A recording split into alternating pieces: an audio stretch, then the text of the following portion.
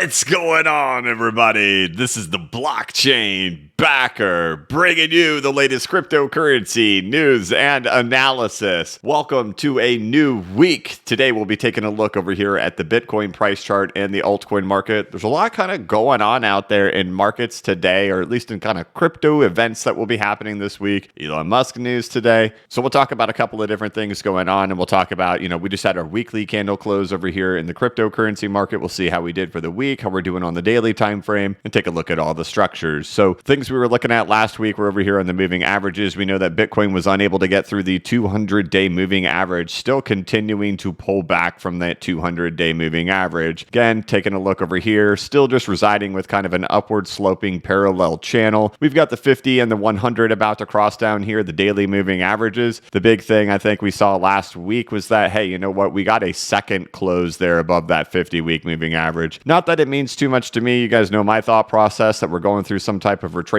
happening here in Bitcoin. I'm not like, a big super, $100,000, $200,000 type person. I think we're more of in a retracement. But one thing we know is that throughout history, we've never seen a break of a new all-time high, a break below the 50-week moving average, and then an inability to reclaim it, right? So both times that this has happened historically, unable to reclaim, but that we did reclaim it 2 weeks ago, and last week still closed above it again for a second time. So nice to see that. However, we know that 100-day moving average still going to hold some resistance in there while also happening to be at the upside or the upper boundary of a upward sloping parallel channel. So still just kind of a waiting game over here on Bitcoin. Not much to say about that I haven't said throughout the previous weeks. One thing we've touched base on with the on-chain data is we could see still exchange outflows are flying. So Bitcoin is coming off of exchanges at a rapid rate. We don't want to see it flying onto exchanges that historically has been a precursor to a big dump coming in, is when the Bitcoin is flying onto exchanges, still throughout the weekend, continuing at a rapid rate being pulled off of the exchanges. So that's a positive sign for those who are worried about the 200-day moving average. This is not indicating that a bunch of dumping is happening at the 200-day. That's positive. And still, those addresses with greater than 1 Bitcoin continuing to climb in here. And we can actually see over the weekend, it has now set a new all-time high for the most number of addresses containing at least 1 Bitcoin, still flying to the upside. Again, that's been a historical precursor that led the way before a big dump ended up coming in. These guys started selling off first. That happened back in 2018 and in 2021. So we see these continuing to fly upward in this direction right here, setting a new all-time high. Positive. Bitcoin just requiring patience, it seems, which is what my thesis is at this point, right? It's been that, hey,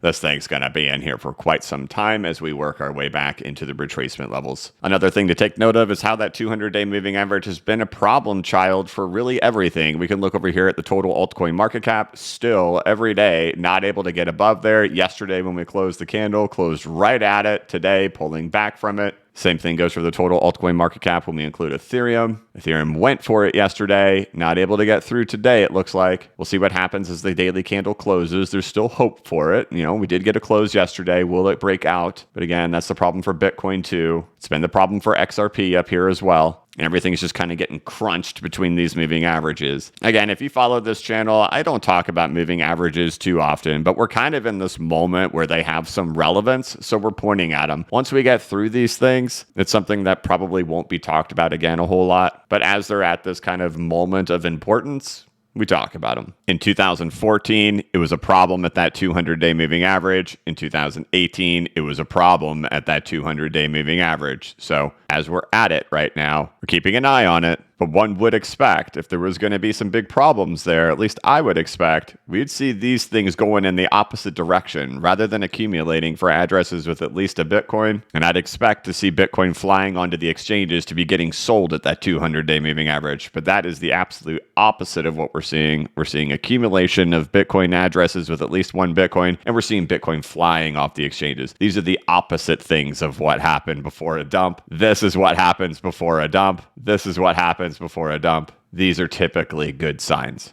And that's really just where Bitcoin is at right now. Still struggling there, still in the parallel channel, not able to get through the 200-day, but did close a second week above the 50-week moving average. But speaking of Bitcoin, this Wednesday through Saturday, April 6th through 9th, is going to be the Bitcoin conference, or Bitcoin 2022, there in Miami, Florida. If you remember last year, Bitcoin, they had, I believe it was their first one last year in Miami. And, expect a lot of news to come out this week in regards to Bitcoin, in regards to events. I think last Bitcoin conference is when they announced the El Salvador stuff, right? I'm sure some type of news will come out of this thing. I won't be attending this thing. I'm not affiliated with this thing anyway, but tickets are still available over there. I'm not going. I'm not affiliated with them. They're not paying me to tell you about this. I just know it's going to be all over social media. And if you remember last year, it was lots of theatrics, lots of, content creators go to these things. A lot of people try to make a name for themselves on stage. So you'll see a lot of ludicrous stuff come out of here, and just absurd things that will be said on stage intentionally to get news publications written about them. So expect a wild week to come out of this thing. And that's kind of what we have to look forward to as we start heading towards the end of the week. So that starts on Wednesday. And there's no doubt that this week, a lot of news will come out of this thing. And well, speaking of news, if you didn't catch it this morning, Elon Musk has now taken a 9.2% equity ownership in Twitter. Twitter popping up 20% on this news. Of course,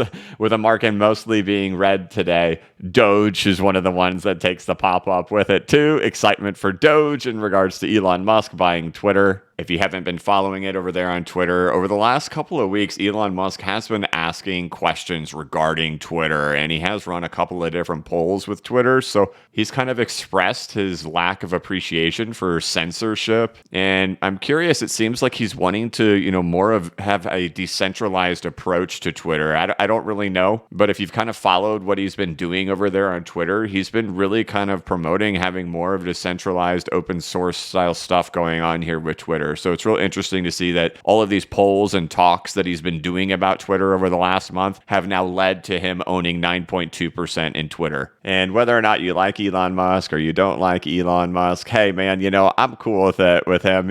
I'm not a big Doge person. I don't own any Doge, but I know that Elon Musk owns Doge. He owns Ethereum. He owns Bitcoin. He's in the camp of, multiple cryptocurrencies. He's not in a maximalist style, thought process. And I saw this posted over here by Crypto Eddie, retweeting this tweet from Natalie Brunell when she was interviewing Jack Mallers. And, I don't ever like to talk bad about people, but I see the same style stuff coming up on Twitter all the time of Bitcoin maximalists rooting against altcoins, right? And, they feel that, altcoins have to be destroyed in order for Bitcoin to do well, and hoping that regulatory clarity comes in and smashes all of the altcoins so Bitcoin can dominate the whole space.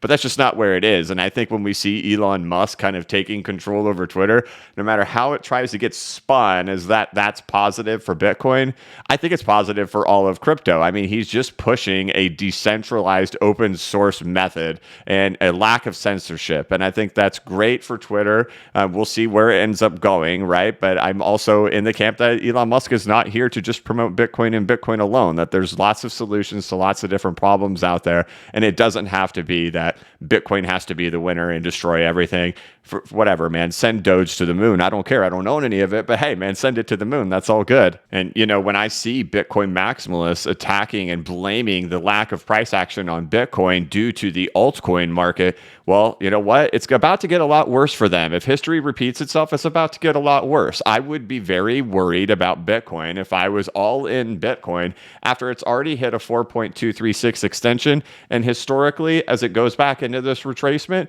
in 2017, it was the altcoin market that completely stole everything away from Bitcoin. And if history repeats, that's what's going to happen right now. So if they're going to take shots at the altcoin market due to that's why Bitcoin's not going to succeed or not going to go up any higher or why it's not going up any higher, the charts showed you why it wouldn't go any higher anymore. That's not me here to be a mean person. This is the reality of what has happened in here. And if you're going to sit there and want to crush the altcoin market for Bitcoin to be able to go any higher, I mean, you're just wanting to destroy your competition. You want regulators to come in and destroy your competition, and you're blaming your competition for why you can't go any higher. If you can't go any higher and it's your competition's fault, it means you're not doing something right. So no matter how it gets spun that this is positive for Bitcoin, I think this is just positive for the decentralized movement of the world. And I hope we do see some changes come out on Twitter. As you guys, a lot of you guys probably know, I've even had to deal with my own shadow banning over there on Twitter, which is absurd because I don't do anything as a violation of policy. I don't break any rules over there on Twitter, but I've been dealing with my own shadow banning for several months at this point, and it's been really annoying and frustrating. So hopefully that gets corrected as well. And considering how Elon Musk has a strong passion about inflation and about cryptocurrencies, hopefully that's positive promotion and the expansion of acceptance of other cryptocurrencies on Twitter besides just Bitcoin. As you know, Jack Dorsey was the CEO, hardcore Bitcoin guy. You got Elon Musk coming in, way more expansive than just Bitcoin. And so as we head into this new week and as we watch these news unfold, right? So you were going to probably have Elon come out and make some type of statement regarding all of this. And then we'll have the Bitcoin conference come out later in the week. We know that the altcoin market has continued to march higher than Bitcoin, getting another green week last week. As you know, as I showed earlier, Bitcoin actually, for the most part, had a red week last week. The total altcoin market cap, excluding Ethereum, had a green week last week, still further above that 50-week moving average. Also, that 50-week moving average in history was also an issue in here. You can just kind of visualize how this thing came in here. However, the altcoin market was able to get through it. So these are the things we'll be watching for this week. It'll be a big week. I'm sure there'll be a ton of news to talk about this week regarding cryptocurrencies. But as for the price action, we kind of know where we're at right now, right? Everything is really stuck underneath the 200-day moving averages right now. Any type of breakout that comes in this market that sends the whole market upwards, that's taking it out. So that's what we're all kind of waiting on right now. Can we get some type of breakout to occur in the market? Because we know we have some overhead resistance where we're at right now for the altcoins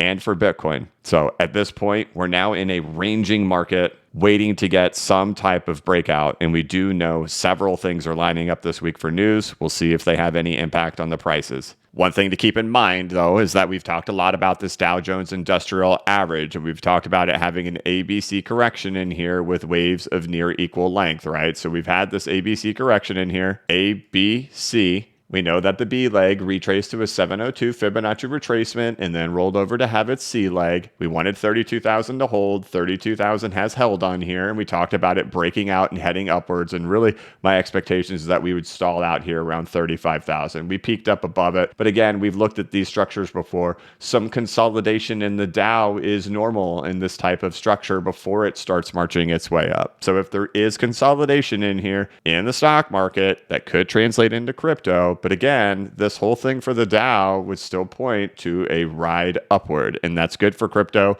So I know everybody wants to know when is everything going to take off? Are we going to take off right now? I don't have the answers for you. I, live in the belief system that the cryptocurrency market has a tendency to follow the stock market. I'm uncertain if the Dow Jones has to pull back further and consolidate more. My thesis on the structure that the Dow is doing is that there is still more consolidation that's going to take place in here before things can start marching up. So whether or not crypto wants to deviate away from having that pullback or not, I don't know. But my broader perspective is still Dow Jones marching up higher, altcoin market marching up higher, Bitcoin still in a retracement. As for the time frame of how long that's going to take to play out, I don't know, but the Dow Jones looks good, and we can't forget, this is all the stuff we were looking for in the past couple of weeks, and we went through all the madness of, the geopolitical events that happened, the Fed rate hikes, all that stuff. We were looking for us to get out of this area down in here, and we could see, a pullback into this area, common. So just some patience on my end and not really sitting here saying, hey, we got to break out today or else we're in big, big trouble.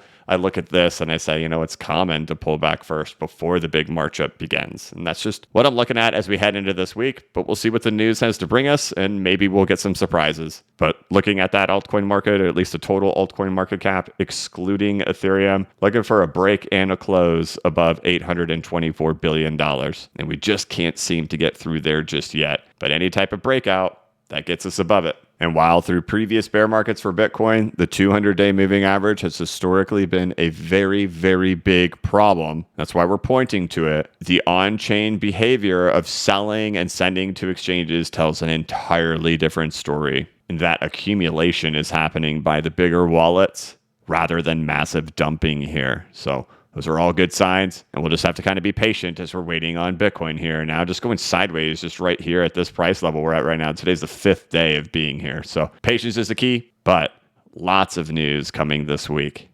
And so that's how we start the week out. Bitcoin's still flat throughout the whole weekend. Exchange outflows flying off the exchanges for Bitcoin. Wallets greater than one Bitcoin still soaring. Everything stuck underneath that 200-day moving average. Well, we did get another weekly close above the 50-week moving average. And so lots of news coming this week. Big news with Elon Musk. We'll see what this week pans out for us. Otherwise, that's how we'll start the week off. So I want to thank you guys so much for watching. I appreciate you tuning in. If you're looking for something to do throughout the day, you can check out my website over here, which is bcbacker.com. This is a course I put together where I deep dive into the previous Bitcoin bull runs, the previous altcoin market cycles, tying them all together to show how the cryptocurrency market has worked in the past. I talk about my personal exit plans in here, and I teach you how to set up your own charts and your own indicators within TradingView and CoinTrader Pro. Talk a lot about mathematics and percentages and why those are so important to me, and I do have the most recent market update in there on March 31st, so just a couple of days ago. And you could check out all of this educational content over here on bcbacker.com. You could follow me over here on Twitter at bcbacker. And I want to thank you so much for watching my channel. If you could, please like this video and give it a thumbs up. If you're new to the channel, please subscribe and hit the notification bell so you could be notified of when I create new content and when I go live. As always, this is not investment advice and I am not a financial advisor. But if you ever need a pick-me-up or a little bit of reassurance, just remember that the blockchain backers got your back. Have a good one.